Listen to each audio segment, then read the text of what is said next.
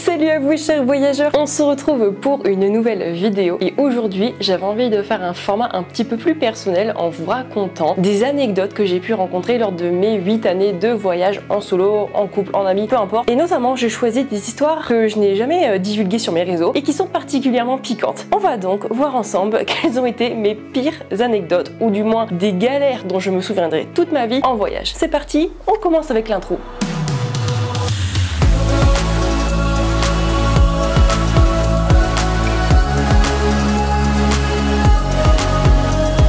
Alors avant toute chose, non, je n'ai toujours pas emménagé dans ma nouvelle maison. Si vous vous demandez pourquoi j'ai un nouveau background, c'est parce que je me trouve actuellement en Pologne, à Varsovie en business trip, et donc j'utilise cette chambre d'hôtel pour mon background du jour. Si vous voulez voir mes voyages en direct, je vous invite à aller me suivre sur Instagram parce qu'en fait je poste tout en temps réel, que les vidéos sont un peu décalées par exemple par rapport au voyage. Et en ce moment je voyage pas mal pour le taf et pour le perso, donc si vous voulez suivre tout ça, c'est sur Insta que ça se passe. J'avais envie de faire cette vidéo parce que tout d'abord je trouvais ça fun de vous partager des histoires de voyage un petit peu farfelues qui ont pu m'arriver, mais c'est surtout un petit peu pour vous montrer que des voyages ça ne se passe pas toujours comme prévu. Il y a des petits couacs, que parfois il peut y avoir des petits grains de sable qui font littéralement grésiller tout votre planning, tout votre engrenage. Et forcément quand on planifie des choses, on est un petit peu énervé, mais j'ai envie de vous montrer que malheureusement ça arrive et qu'il faut surtout pas perdre la face, qu'il faut bien sûr s'adapter et réfléchir, prendre du recul. Personnellement il m'est arrivé des choses un petit peu bizarroïdes, mais voilà, je m'en suis sortie, je suis encore là pour en parler et en témoigner et même en rigoler aujourd'hui. Et puis ces anecdotes un peu mémorables, elles nous permettent de nous créer de jolis souvenirs. Quand on se remémore un voyage, on se dit ah ouais tiens, tu te rappelles quand on a galéré. Je trouve que ça pimente vraiment le voyage et ça apporte un petit plus. Alors certaines personnes vont penser que ces anecdotes sont complètement what the fuck et certains vont dire j'ai fait pire. C'est pas grave, on n'est pas là pour juger, j'avais juste envie de vous partager mon expérience. Je vais donc vous parler de 5 anecdotes qui me sont arrivées et on va commencer par la première. La première anecdote, je commence un petit peu soft pour peut-être aller un peu crescendo et encore j'ai pas trop choisi l'ordre de passage. Cette première anecdote, elle se situe en Chine. Pour ceux qui ne le savent pas, j'ai étudié pendant un peu plus de 6 mois en Chine, dans le sud, dans la province du Guangdong. Ce pays il est tellement magnifique que dès que je pouvais, je prenais mon sac à dos et je partais en expédition pour pouvoir en visiter le plus possible. La Chine c'est énorme, il faudrait je ne sais pas combien de temps pour la visiter dans son entièreté. Donc moi ce que j'ai fait c'est que j'ai pris un mois à la fin de mon semestre en solo, en backpack toute seule pour aller plutôt à l'ouest, donc dans le Sichuan et dans le Yunnan. Et l'histoire se déroule dans le Yunnan. Je suis allée voir les plus grandes rizières d'Asie qui sont basées à Yuanyang. 9 heures de bus pour y aller, enfin tu vois le délire. Alors elle paraît un peu bateau cette histoire, elle paraît un peu simple dite à l'oral comme ça, mais je peux vous assurer qu'elle m'a particulièrement bien fait et franchement j'aimerais vraiment pas que ça se repasse. J'étais donc dans ces rizières, je me lève de bon matin pour faire de jolies vidéos et pour voir vraiment la brume qui se levait au-dessus des rizières. Franchement c'était superbe comme panorama. Comme pour une grande partie du voyage, j'étais seule ce jour-là et je vois un point de vue qui est très sympa. J'installe donc du coup mon trépied, je mets mon appareil photo etc. en place. Je me dis petite photo Instagram ou pour le blog, ça peut être super chouette tu vois. Et il faut dire que c'était peut-être pas la photo à faire, clairement pas. En fait j'aurais dû réfléchir à 2 fois. Et donc le problème c'est que mon appareil photo de l'époque, il n'avait qu'un timer de 10 secondes. Et pour atteindre ce spot, il fallait vraiment que je cours. Mais bon, je rappelle, j'y suis allée en décembre, donc vraiment la période la plus humide et la plus froide qui existe en Chine. Que le sol était assez glissant. Mais je m'en fiche, j'avais vraiment envie de faire ma photo Instagram avec mon bonnet de Noël dans les rizières. Et donc je mets mon timer en place, 10 secondes, je cours, je cours, je cours, je cours. Je sens que j'arrive pas au bout, mais du coup je m'arrête, je fais ma photo. Et là, qu'est-ce qui se passe ? Je tombe dans la rizière. Je tombe dans la rizière. Parce que vous savez, les rizières, en fait, vous avez des petites buttes de terre et en fait, vous avez de l'eau à côté quand le riz est cultivé. Là, il a été récolté, donc il y avait juste des flaques énormes, assez profondes. Et du coup, en fait, comme c'était très boueux, mon pied l'a glissé et je suis tombée dans la rizière. Voilà. Donc je suis tombée que de moitié, c'est-à-dire que avec mon autre jambe, j'essaie de... Vous allez pas le voir comme ça. J'ai essayé de me retenir, mais du coup, toute ma jambe droite, je crois, elle était immergée dans la rizière, sachant que la rizière, c'est de la gadoue, c'est de la boue, c'est de la vase, enfin je sais pas ce qu'il y a dedans, enfin bref c'est dégueulasse quoi. C'est loin de l'image très positive qu'on peut avoir de la rizière. Et là du coup j'essaie de me relever comme je peux et mes baskets qui étaient blanches de base, enfin cette basket là elle était noire clairement, dégueulasse, et mon pantalon pareil, enfin du coup j'avais l'air bête toute la journée. Et ce qui s'est passé c'est que en fait comme il ne faisait pas chaud, il faisait humide, et bien mes baskets ne séchaient pas. Et en prime ma semelle s'est décollée et je n'avais que cette paire de baskets pour faire tout le voyage. Et on était au début du voyage en fait, donc j'avais prévu un mois pour faire Yunnan Sichuan. Là c'était le 5e jour du voyage en fait. Donc ce qui veut dire que pendant plusieurs jours j'ai marché avec une chaussure que je n'arrivais pas à laver, qui était noire, l'autre était blanche, avec un pantalon pareil qui était humide. Ma chaussure était humide, quand je marchais ça faisait du bruit, c'était lent, et ma semelle, elle faisait ça. Alors, dit comme ça, c'est pas très dingue, mais je me souviens que je suis allée dans les grandes villes, dans des villages et tout, les gens me regardaient de travers. Ils ont dû se dire, mais qu'est-ce que c'est que cette pauvre fille qui ne peut même pas s'acheter une paire de chaussures convenable. En plus, je ne pouvais pas parce que j'étais littéralement dans des petits villages. Ouais, j'ai fait toute une partie de mon road trip avec une chaussure mouillée, cassée, enfin c'était dégueulasse. Et est-ce que finalement la photo en valait la peine? Eh bien non, figurez-vous. La photo, elle était même pas dingue que je l'ai jamais postée. Donc en fait, j'ai détruit cette basket pour rien. Donc quand vous choisissez vos spots Instagram, faites bien attention et faites en sorte d'avoir un timer assez long quoi. On passe à l'anecdote suivante. On se trouve de nouveau en Chine. Ah oui, parce que du coup, 6 mois en Chine, tu peux être sûr qu'il s'en passe des choses, hein, clairement. Il se trouve que lorsque j'étais en études, donc pendant ce semestre d'Erasmus, j'étais dans un bâtiment donc résidentiel, qui était tout simplement les résidences pour les étudiants. Moi, j'avais une colocation du coup avec une locale, donc une cantonaise. Et dans cette résidence, il y avait un certain couvre-feu. Donc malheureusement, c'était un peu chiant, je peux le dire, c'était un peu chiant. On ne pouvait pas sortir tard le soir, puisqu'en fait, à minuit, il fallait être rentré au dortoir. Enfin, dans le bâtiment quoi, donc c'était pas ouf. Et il y avait une gardienne. Il y avait une gardienne qui scannait ton heure d'entrée, etc. Et tu avais le droit qu'à 3 fautes dans tout ton semestre, sinon ça allait barder. Et donc un soir, on avait passé une super journée avec les potes dans un parc aquatique pas très loin. Je rentre et là d'un seul coup, je sens que ça ne va pas bien. Je sens que ça ne va pas bien parce qu'au bout de 2 mois et demi en Chine, à toujours manger ultra local, épicé, gras, etc. Je sens que mon estomac il me dit un petit peu... Donc là, j'étais vraiment pas bien. J'ai passé une très mauvaise soirée. Ma coloc, elle va demander un médicament à une de ses potes, ça ne passe pas. J'étais au bout de ma life, j'étais en PLS, je devais aller aux toilettes toutes les 30 minutes. C'est un peu dégueulasse, mais voilà. Donc ma coloc me décide de m'emmener au médecin de l'université. Il me donne un médicament, sauf que ça fait pas du tout effet en fait. Toujours c'est des crampes, des brûlures, enfin des nausées. Je ne pouvais pas dormir. Clairement, je ne pouvais pas dormir, c'était horrible. Donc ma coloc, elle voit que ça passe toujours pas. Écoute, Roman essaie de dormir. Donc il était commencé à être tard en fait. Je pense qu'il était quoi, 1h du matin. Elle me dit si dans 1h30 ça ne passe toujours pas, eh bien je t'emmène à l'hôpital. Voilà, elle était trop sympa, elle me dit tu attends 1h30 et on verra si après je t'emmènerai à l'hôpital. Ok, putain ça passe pas, je ne pouvais pas en fait rester allongée, c'était impossible. Et vraiment, enfin j'étais au bout de ma vie en PLS, je finis par la réveiller parce qu'elle s'était endormie, je me sentais trop mal, je dis Claire, ça passe pas, j'ai toujours aussi mal. Elle me dit bon ok ça va, on va à l'hôpital.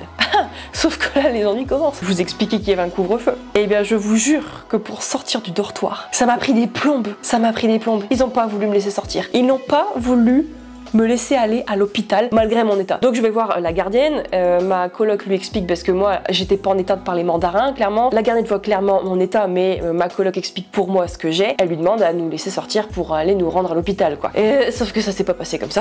Ils ont dû m'installer une chaise, ils ont attendu qu'il y ait un professeur qui veuille bien se réveiller en pleine nuit. Donc là il commence à être 3h du matin, qui veuille bien venir à l'université, voir si je pouvais sortir, si mon état était justifiable pour quitter le dortoir en pleine nuit. Bah vous imaginez, si j'étais genre empoisonnée ou quoi que ce soit, j'étais déjà morte quoi. Ils ont pas voulu me laisser sortir. J'attends sur ma chaise comme ça. Je me tiens l'estomac. J'étais toute crampeuse. Ça se dit pas je crois, mais c'est pas grave. Et là j'étais là au bout de ma life, blanche comme un linge. Je voulais juste qu'on m'aide, c'est tout. Et le prof, enfin la prof, je savais même pas qui c'était. Elle a mis des plombes à venir. Elle a mis des plombes parce qu'ils appelaient tout le monde, personne ne répondait. Tout le monde dormait. Donc il fallait que par bonne chance quelqu'un réponde, tu vois. Et le pire c'est que cette prof, elle m'a analysée, elle m'a regardée, elle m'a dit est-ce qu'elle est vraiment malade? Bah oui, non, ça se voit pas, je suis en crampe comme ça sur ma chaise en PLS. Et j'étais là, je dis mais meuf, laisse-moi sortir. Et elle est allée avec moi et avec ma coloc. On est allés tous ensemble à l'hôpital en mode grosse sortie. On a pris ce taxi, finalement on est arrivé à l'hôpital et je pense que bon cet hôpital je m'en souviendrai toute ma vie, mais les urgences chinoises, enfin là dans ce coin là de la Chine, oh, c'était quelque chose hein, franchement. Un peu le cliché des années 20 tu vois. J'entendais les gens crier dans les urgences, j'entendais les patients qui avaient les portes ouvertes hurler à la mort. Mais je me dis j'ai plus envie d'être là en fait, j'ai plus envie d'être là. Finalement on m'a fait une piqûre à la fesse, je m'en souviendrai toute ma vie parce que j'ai eu mal pendant 3 jours à cette fesse, je ne pouvais plus marcher. Finalement c'est passé au bout de 24 heures, mais voilà, au travers de cette anecdote, j'ai envie de vous dire que grâce aux locaux, vous pouvez vraiment avoir de l'aide. Moi ma coloc, je lui serais éternellement reconnaissante d'être venue avec moi jusqu'à l'hôpital, d'avoir insisté pour que les profs puissent venir. Mais aussi sachez une chose, que si vous allez en Chine, vous avez de gros risques d'avoir des couvre-feux comme ça, et donc si vous avez des problèmes digestifs ou alors des problèmes de maladie, préparez-vous à devoir vous défendre pour sortir du bâtiment.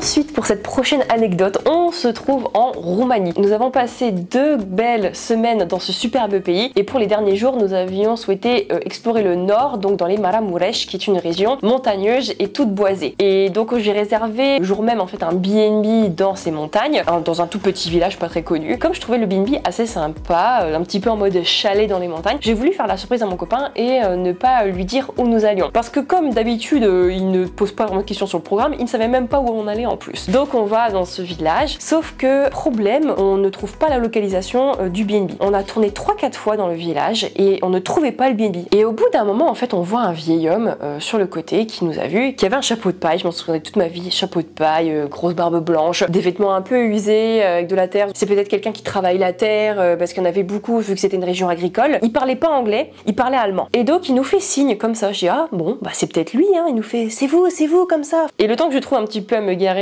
sur cette route un petit peu de terre, Till va voir. Sauf que Till ne savait pas à quoi ressemblait le B&B. Et ça va avoir toute son importance pour la suite de l'histoire. Et donc il va voir avec cet homme. Et comme en fait il ne parlait pas anglais, on comprenait pas. Je veux dire, moi je bredouillais un peu néerlandais, mon copain est néerlandophone mais on parle pas allemand. Et donc en fait mon copain vient me voir, blanc comme un linge. Et il me dit t'es sérieuse? Et le propriétaire nous indique de rentrer notre voiture dans son jardin qui est en fait vraiment encerclé de barrières de fer. En fait on ne voit pas le jardin de l'extérieur et donc on rentre la voiture et il referme la grande porte lourde en fer derrière nous et il crochette le cadenas.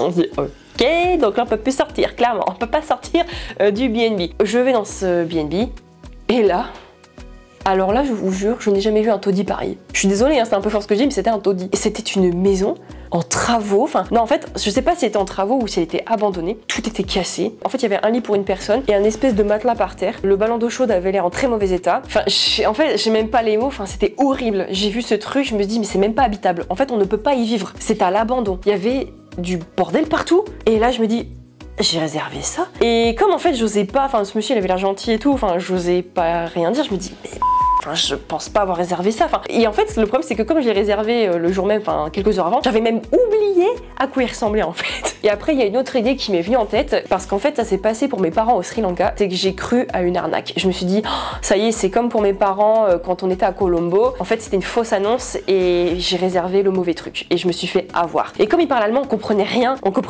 et il nous a expliqué, voilà, c'est ci, c'est ça et tout. Mon copain a essayé de communiquer avec lui en néerlandais en retour de l'allemand, mais ça matchait pas, enfin bref. Et d'un seul coup, en fait, il nous écrit le prix sur un bout de papier. J'ai dit pardon, 120 € la nuit pour ça? Et là je regarde sur mon truc Booking et là je vois que c'était payé. Et là j'ai une illumination et je dis à mon copain c'est pas là. C'est pas là en fait, c'est pas là qu'on a réservé, c'est pas le bon endroit. Et le gars nous a fait croire que c'était là. Et comme mon copain savait pas, qu'il avait jamais vu le B&B, qu'il savait pas ce que j'avais réservé, il pensait que j'avais réservé ça. Parce que sous prétexte que j'aime bien vivre à la locale, que j'aime bien aller à la rencontre des locaux et vivre chez les autres, etc., il pensait que je voulais vivre là-dedans. Et je dis mais non, enfin non, un minimum de confort en fait. Et là je vois qu'il y a un numéro de téléphone. Je l'appelle. Et là je tombe sur un jeune et je dis excusez-moi, il y a un vieux monsieur qui nous a accueillis. Est-ce que c'est quelqu'un de votre famille? Il dit non, vous êtes la deuxième victime ce mois-ci. C'est quelqu'un qui est un habitué et qui fait croire que mes clients sont les siens. Ok, donc là je regarde mon mec, je lui dis on sort, il faut qu'on s'en aille, ce n'est pas ici, on n'a pas réservé ça en fait. Et donc finalement je suis arrivée saine et sauve, bien dans ce joli petit chalet, on a bien dormi, etc. Il nous est rien arrivé. Mais ça c'est une grosse erreur que j'ai faite, c'est de ne pas avoir vraiment bien vérifié mon B&B, de ne pas avoir bien regardé où c'était. Enfin j'avais complètement oublié en fait ce que c'était. Je pense que par l'émotion je me suis laissée emporter et que du coup j'ai cru que c'était mon logement alors que pas du tout en fait.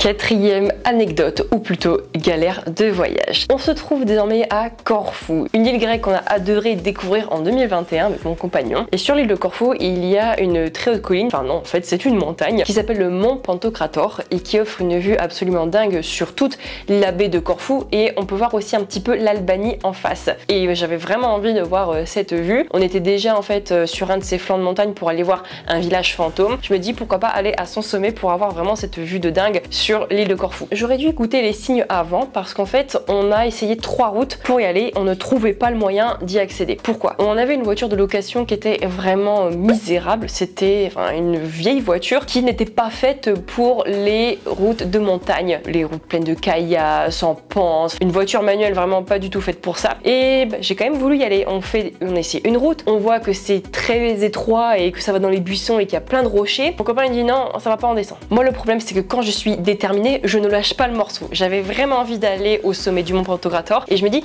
attends, sur Google Maps je vois qu'il y a un autre itinéraire. Allez, on essaye. Le deuxième, pareil, ça marche pas. Il y a des gros rochers, il fallait vraiment un SUV ou une voiture, on va dire, en meilleur état pour pouvoir le faire. Et on n'avait pas envie de se risquer à déglinguer la voiture de location parce que merci la franchise. Donc on rebrousse chemin, moi je suis bredouille. Je dis à mon copain, dernier essai. Là je sens que cette route là c'est la bonne. On a franchement une route qui va bien et tout, vraiment c'est bétonné. Jusqu'à un moment où pareil, on voit que ça commence à être vraiment très pentu, donc l'inclinaison était assez forte et le bitume se transforme en caillasse. Ensuite on voit une grosse plaque de béton, mais on ne sait pas d'où elle sort, qui était là comme ça, avec une épaisseur ainsi, une grosse différence, et de la caillasse, vraiment de la caillasse. Et en fait on devait vraiment mettre du gaz pour passer au-dessus, et moi j'y arrivais pas, je calais tout le temps. Sauf que là à ce moment-là c'était une portion de route qui était pour une voiture. Donc on ne pouvait pas manœuvrer, on ne pouvait pas faire demi-tour. Et tout ça à cause de qui? À cause de moi. Là je sens que mon copain s'énerve parce qu'il dit encore avec ses conneries, voilà dans quel pétrin elle nous emmène. Et la voiture en plus elle était pas ouf, vraiment elle calait tout le temps, c'était un peu de la... Alors je dis beaucoup ce mot là aujourd'hui, c'est un peu nul, désolé. En même temps ce sont des situations de...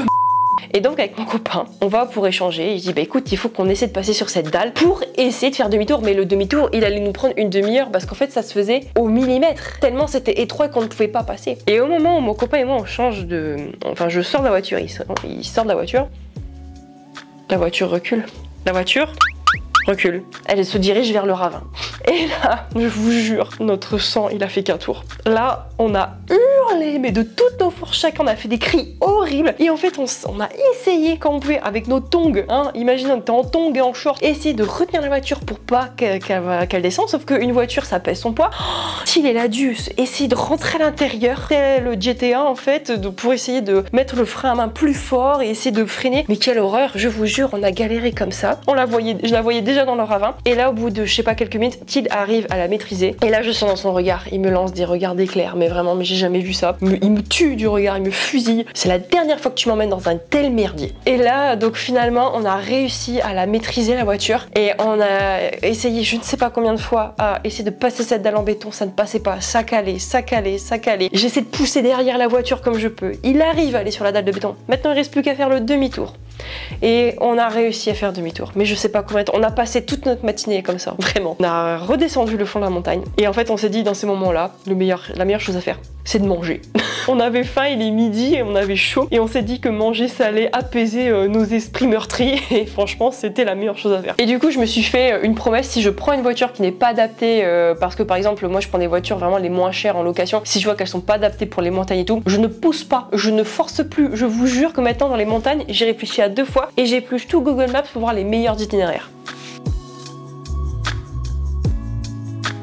On arrive à la dernière galère de voyage et je peux vous dire que celle-là elle m'a bien fait stresser, mais genre j'ai vraiment été très mal parce que j'avais que 20 ans, j'étais très jeune. Ça se passe au Cambodge. J'ai vécu 5 mois au Cambodge pendant mes études, donc à l'âge de 20 ans, pour pouvoir pratiquer mon anglais et apprendre à être financièrement auto-indépendante et aussi avoir ce premier choc culturel, et ça a été pour moi du coup parfait pour mon premier voyage solo. Donc voilà, c'était une grosse première pour moi, le Cambodge. Donc c'était pas simple, je veux dire, c'était pas ma première fois en Asie, mais toute seule comme ça dans un pays que je ne connaissais pas, c'était assez spécial. J'étais un peu trop confiante à l'époque, j'étais ultra naïve, forcément à 20 ans, qui ne l'est pas. Je pensais en fait que mon visa, donc mon visa pour rentrer au Cambodge, m'autorisait 3 mois sur place et qu'au bout de 3 mois je devais le renouveler. Sauf que la grosse erreur que j'ai faite, c'est que je ne me suis pas plus renseignée que ça. J'ai vu un truc une fois sur internet, ouais le visa ça dure 3 mois etc. Sauf que bien évidemment j'ai lu de travers. J'ai lu en travers, mon boss donc qui m'avait engagé, je travaillais dans un hôtel en fait pour gagner un petit salaire etc. Et donc c'était un Français qui m'avait dit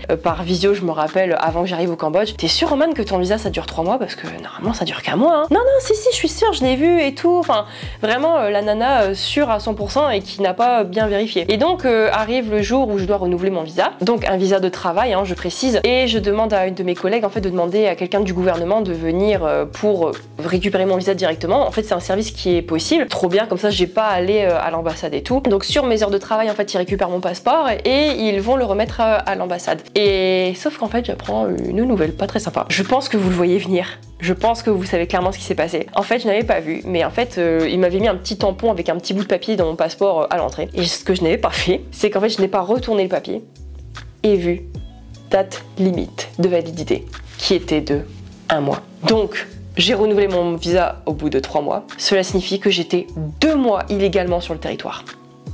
Donc, forcément, il y a un petit peu de corruption, vous voyez, au Cambodge. Hein. Je veux dire, malheureusement, c'est comme ça. Et là, je me dis... Le souci, c'est que comme en fait ça a été su par le gouvernement, etc. En fait, mon employeur risquait d'avoir des problèmes. J'ai senti la pression de leur côté. On se dit pourquoi t'as fait ça? Pourquoi t'as pas vérifié ton visa? Pour avoir des pénalités. Donc moi, je commence déjà à pas me sentir bien parce que je me sentais mal en fait d'avoir mis l'hôtel dans de mauvais draps comme ça. Et donc on essaie de trouver des solutions, voir ce qu'il peut faire. Et en fait, ils ont dit en fait oui, là il y a 2 solutions, mademoiselle. Soit vous payez le nombre de jours que vous êtes resté illégalement sur notre territoire, ou alors vous faites un séjour en prison. Séjour en prison. Comment vous dire?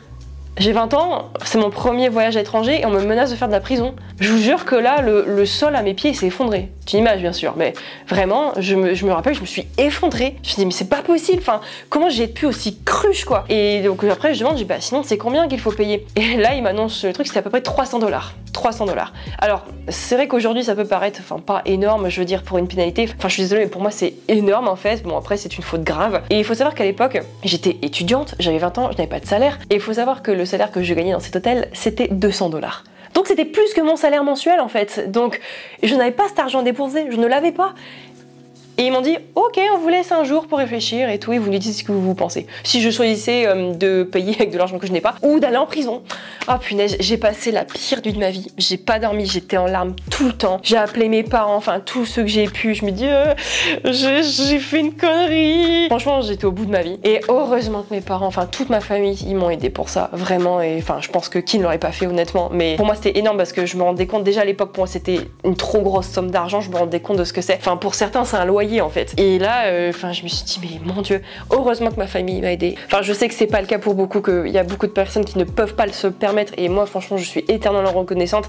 Mais du coup, ça m'a appris une chose. Pour tout ce qui est administratif, franchement, faites attention, renseignez-vous comme il faut sur la durée de validité des visas, combien de temps ça prend, ce que vous devez faire, enfin vraiment, ne jouez pas avec ça parce que ça peut vraiment avoir des répercussions assez graves. On n'essaie pas de faire des petites magouilles et tout. Moi, je peux vous jurer que maintenant, quand il s'agit de visa, je suis ultra réglo avec. Ça a été un très gros déclic et je me suis dit, premier voyage solo, première grosse galère comme ça, en plus j'étais jeune, on te menace d'aller derrière les barreaux, clairement t'as pas envie que ça se produise, enfin surtout au Cambodge quoi, j'ai même pas envie d'imaginer l'état des prisons là-bas. Je me dis, no way, je n'ai plus envie que ça se reproduise et donc je vous promets que maintenant j'ai appris mes erreurs. De toute façon en fait, quand on voyage, c'est un peu ça ce qui fait notre expérience. En fait on fait des conneries pour justement mieux apprendre et pour être un petit peu l'expert quoi. Ah, je vous jure que maintenant ça y est, hein, j'ai compris le message.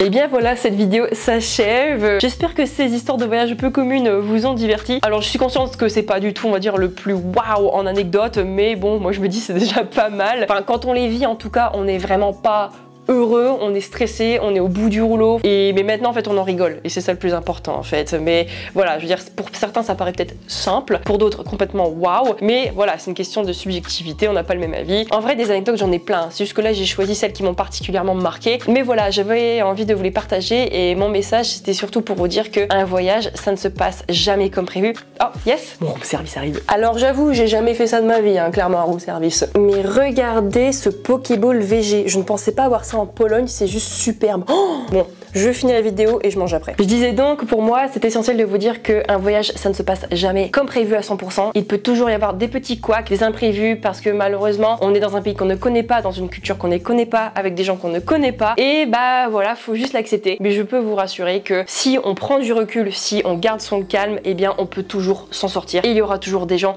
sur place qui se feront une joie de vous aider, je peux vous le garantir. La preuve, j'ai toujours eu des personnes qui m'ont aidé. Donc voilà, c'est tout. Si Si jamais vous voulez voir plus de vlogs ou de guides voyage vidéo ou d'anecdotes vécues en voyage comme celle-ci, n'hésitez pas à vous abonner sur cette chaîne. Je vais reprendre un rythme de vidéo plus soutenu quand je déménagerai, quand j'aurai mon chez moi. Normalement je serai plus rigoureuse et j'aurai plein de contenu à vous partager. Dites-moi en commentaire quelles sont vos anecdotes de voyage qui sont un petit peu what the fuck et que vous avez envie de partager. Moi perso j'ai hâte de vous lire et d'entendre ce que vous avez vécu. Et en plus ça aide au référencement de la vidéo, ce serait le meilleur soutien, je vous en remercie beaucoup par avance. Et si vous voulez me suivre sur mes réseaux, je suis particulièrement active sur Instagram et sur TikTok, n'hésitez pas à me suivre sur ces deux canaux. En attendant, on se retrouve pour une nouvelle vidéo voyage. Tchuss!